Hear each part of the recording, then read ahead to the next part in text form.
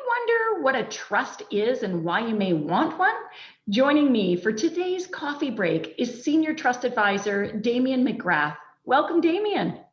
Thank you, Sybil, and thanks for having me on today. Well, I want to talk about what a trust is because most people think it's something you feel. But what is a trust and how are they used?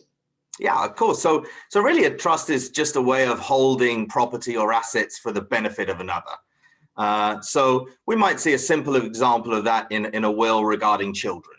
So this would say that any inheritance they might have would be held in a trust until they're old enough to receive it. And of course, during that time, funds in the trust can be accessed for education or other benefits, for example, but there's an element of control of the funds for that child's own protection. Right, and the And trust itself would specify what those rules are and can be customized, I assume, depending on what the wishes of the person is or are that is setting the trust up in the first place.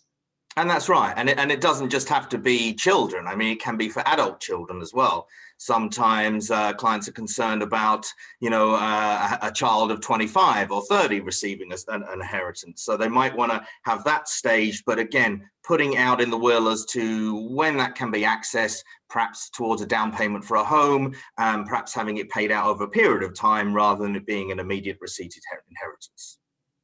So, who should be considering setting up a trust and what are the costs in doing so?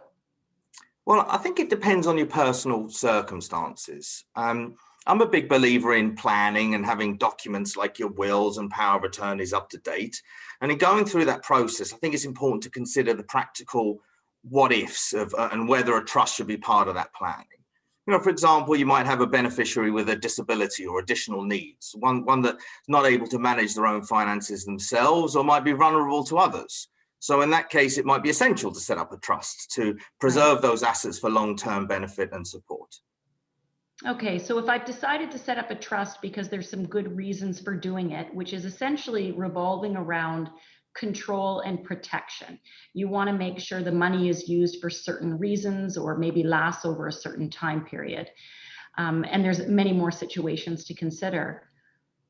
Who do I appoint to take control of that when the trust is activated? Because a trust needs a trustee. It needs someone to have the power to run it.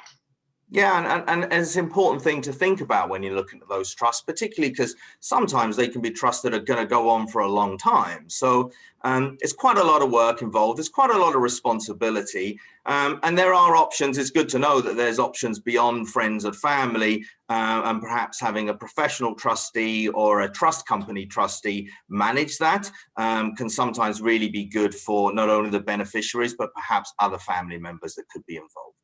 Okay, so you could appoint a friend, a family member, an acquaintance. Likely you better ask them first and make sure they're up for the task and qualified.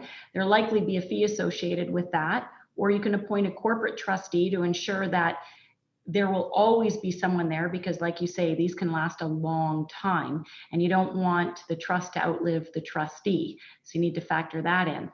We skimmed over cost a little bit, but I assume there's couple of different costs involved, probably legal fees to set a trust up. Do you have a ballpark on what those may range from? Yeah, I mean, there's definitely a legal fee for setting it up. Often that's part of the estate planning and part of those other documents that you're doing. And so that would be the lawyer's fee. And there is a fee for, having a professional management of those trusts going on. That's important to know that. Typically, that fee is based on a percentage of what would be involved in that trust. So that's the sort of the idea of that. And then, of course, not all trusts are involved in estate planning. Sometimes trusts are set up for lifetime uses, for incapacity planning, or perhaps other overall wealth and tax planning. And then there may be other considerations and other costs that come into that, such as accounting fees as well as the legal fees in setting things up. So it sounds like people, this may have more questions to ask as a result of this. Where can they go to learn more? I'd say the best place would be to talk with their Raymond James advisor and have a conversation about that, and then they can always put you in touch with a senior trust advisor to explore those a little bit more. Okay, well, Damien, thank you. Great information. And viewers, if you want to learn more about making smarter financial decisions, subscribe to our YouTube channel and join the club at thewealthylife.com. See you next time.